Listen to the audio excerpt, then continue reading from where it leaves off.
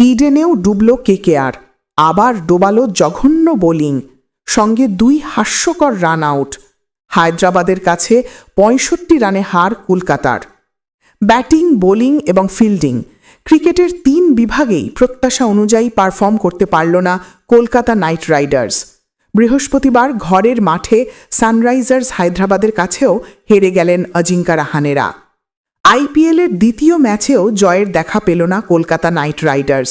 ঘরের মাঠেও দিশেহারা দেখালো অভিষেক নাইয়ারের দলকে।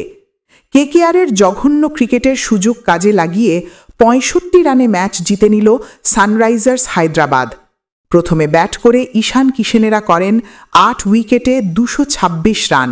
জবাবে অজিঙ্কা রাহানের দল করল 16 ওভারে 161। ঘরের মাঠে 20 ওভারও ব্যাট করতে পারলেন না রাহানেরা।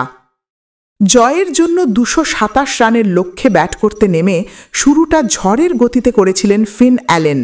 ডেভিড পাইনের প্রথম ওভারের শেষ 5 বলে তোলেন 24 রান, মারেন 3টি 4 এবং 2টি 6।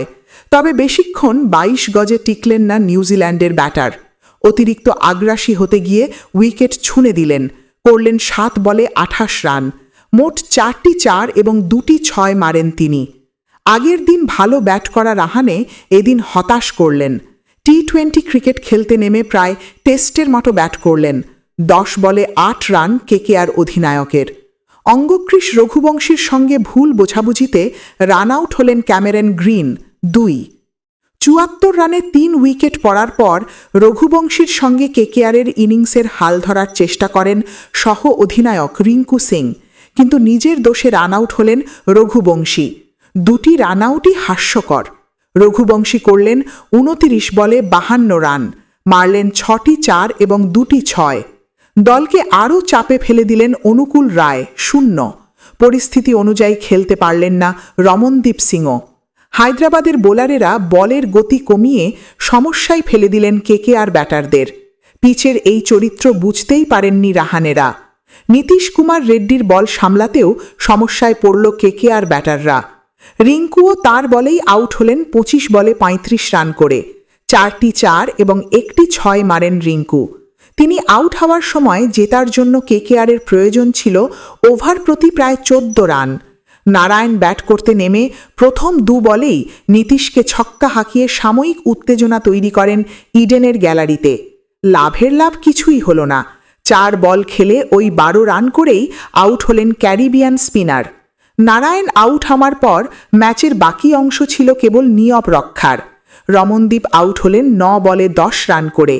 তার উপর কেকেআর কর্তৃপক্ষের অগাধ ভরসার কারণ খোঁজার সময় এসে গিয়েছে। কার্তিক ত্যাগী, বরুণ চক্রবর্তীদের উপর ভরসা করার মতো আর কিছু ছিল না। হায়দ্রাবাদের বোলারদের মধ্যে নীতিশ 17 রানে 2 উইকেট নিয়েছেন। 14 রানে 2 উইকেট ঈশান মালিঙ্গার। 17 রানে 1 উইকেট হর্ষ দুবের। জয়দেব উনাদকাটের 3 উইকেট 21 রানে। জঘন্য ব্যাটিংয়ের আগে বোলিং ফিল্ডিংও খারাপ করল কেকেআর। ধরা পড়ে গিয়েছেন বরুণ। তার বলে আর রহস্য নেই। কেকেআর শিবির তাকে নিয়ে রোমাঞ্চিত নয়, বরং তাকে বল দিয়ে আতঙ্কে ভুগতে হচ্ছে। ইডেনে হায়দ্রাবাদের বিরুদ্ধে বরুণকে 2 ওভারের বেশি ব্যবহার করতে পারলেন না রাহানে। বরুণ 2 ওভারে বিলোলেন 30 রান। ট্রেভিস হেড, অভিষেক শর্মারা তাকে সহজে খেললেন। বৈভব অরোরা, ব্লেসিং মুজোরাবানিরাও দলকে ভরসা দিতে পারছেন না। মন্দের ভালো নারায়ণ অনুকূলেরা। ইডেনে প্রথমে ব্যাট করার সুযোগ ভালোভাবেই কাজে লাগালেন হায়দ্রাবাদের 2 ওপেনার। আগের ম্যাচে রান পাননি হেড এবং অভিষেক। কেকেআরের বিরুদ্ধে হেড করলেন 21 বলে 46 রান, মারেন 4টি 4 এবং 3টি 6।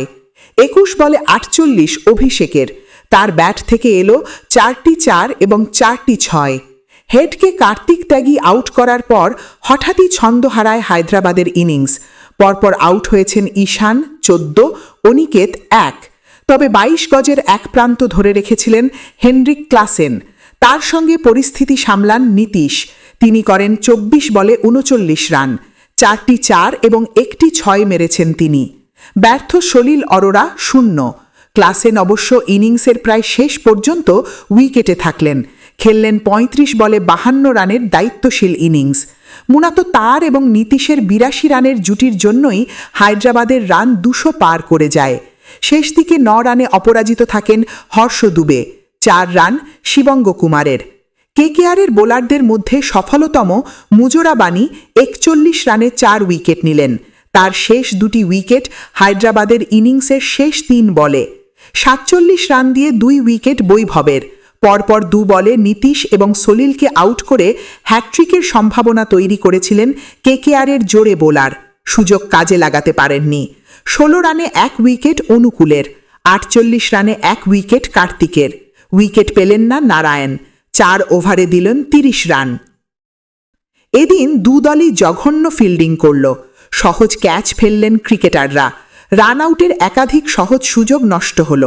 শুধু খারাপ ফিল্ডিংয়ের জন্যই এদিন কম করে ৩০-৩২ রান তুলল দু দল মিলিয়ে।